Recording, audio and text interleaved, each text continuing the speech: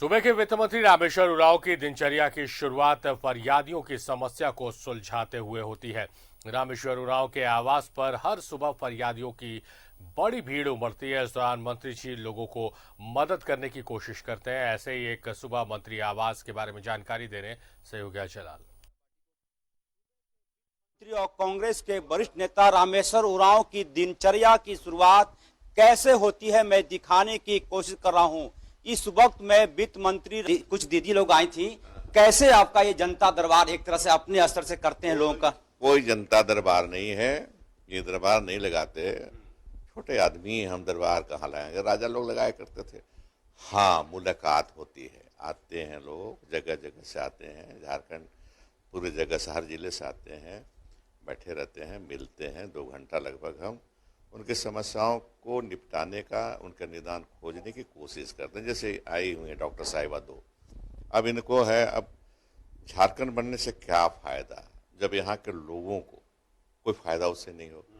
अब ये है ट्राइबल लेडी हैं दोनों, मैं डेंटल विभाग में। अब इनको क्या है कि इनको प्रमोशन चाहिए और इसको हटा करके दूसरे को प्रमोट दे रहे हैं, प्रमोट करें। कितनी संतुष्टि मिलती है जब कुछ लोग आते हैं अपनी पीड़ा लेकर और कुछ हद तक जहां आपकी लिमिटेशन है मदद आप कर पाते हैं, दिल को कितना संतोष होता है? मैं एक ऊपर वाले को धन्यवाद और सोनिया जी को धन्यवाद जो इस जगह हमको रखी। बहुत होता है, इसीलिए तो मैं तड़पता था। नौकरी के दिन में भी करता था, गांव-गांव घूमता था, गरीबों को मदद करता था, लेकिन राजनीति में आने के बाद इस तरह का काम हमको मिला।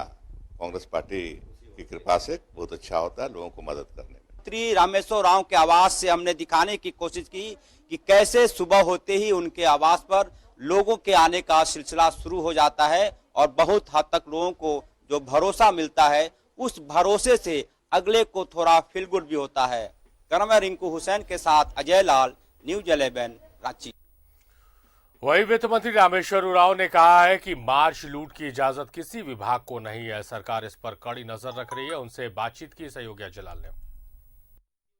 2020-21 के खत्म होने में 48 घंटे से भी कम का वक्त बचा है। कई विभागों के पैसे खर्च ही नहीं हुए। इस वक्त हमारे साथ सूबे के वित्त मंत्री रामेश्वर उरांव जी हैं। सर, ये वित्तीय वर्ष को आप किस रूप में ले रहे हैं, जो वित्तीय वर्ष अब से कुछ घंटे बाद समाप्त हो जाएगा? क्या फीडबैक रहा? देखिए, आप सही बोल रहे हैं कि खर्चे कम हो पाए हैं, तो कारण सबको मालूम है कि कोरोना की वजह से ऑफिसेस बंद हो गए, सभी काम ठप हो गए, यहाँ तक कि हमारा रेवेन्यू आना बंद हो गया। सब कारणों से रेवेन्यू भी कमी रही और काम, ऑफिसेस बंद होने से काम भी कम हुए। अभी 2-3 महीने से, 3 महीने से कहूँगा, जनवरी, फरवरी, मार्च में काम हो रहे हैं। लेकिन ऐसी उम्मीद मुझे दी गई थी विभागों द्वारा या फाइनेंस विभाग द्वारा कि हम अधिक से अधिक खर्च करने की कोशिश हर विभाग कर रहा है। क्या कुछ कहना चाहेंगे? क्या पैसे निकाले जाएंगे या फिर सरेंडर होगी राशि?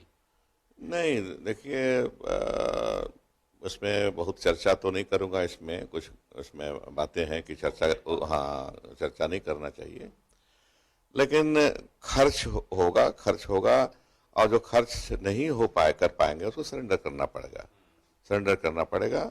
यही है, पहले से भी, बिहार के दिनों से भी यही रिवाज रहा है। हाँ, लेकिन अगर कोई ऑनगोइंग स्कीम हो, अगर 90 रुपया खर्च हो गया है तो 10 रुपये को रख सकते हैं आप, वो अलग चीज़ है। लेकिन जो पैसे खर्च नहीं हो, अनस्पेंट अमाउंट को, तो सरेंडर ही करना पड़ता है। तो उम्मीद यही करेंगे कि परिस्थिति प्रतिकूल नहीं होगी, अनुकूल ही रहेगी। आप ट्रेडिशन रहा है कि 100% खर्च नहीं हो पाता है। आपकी कोशिश ऐसे कौन कौन विभागों पर आपकी ज्यादा नजर रहेगी कि आप काम कीजिए फील्ड में, पैसे की कमी नहीं है? देखिए, जिसमें जन उपयोगी जो विभाग हैं, जैसे देखिए एग्रीकल्चर है, एग्रीकल्चर में सब आ जाते हैं, कोऑपरेटिव आ जाता है, मत्स्य आ जाता है, गोपालन हो जाता है, और इससे पावर सेक्टर का भी है। जो जनोपयोगी है, जनता से तुरंत जुड़ी हुई है, सीधे रूप से जुड़ी हुई है। उस पर हमारा ज्यादा ध्यान रहेगा, क्योंकि उससे हमको हम लोगों को फायदा पहुंचा जाएंगे, तत्कालिक फायदा उनको पहुंच पाएगा। बिल्कुल, ये थे हमारे साथ सूबे के वित्त मंत्री रामेश्वर उरांव। साफ शब्दों में कह रहे थे कि आने वाले वित्तीय वर्ष में विभागों के पैसे खर्च होंगे, शर्त सिर्फ इतनी है कि कोई प्रतिकूल सिचुएशन ना उत्पन्न हो जाए। मैं रिंकू हुसैन के साथ अजय लाल, न्यूज़ 11 रांची।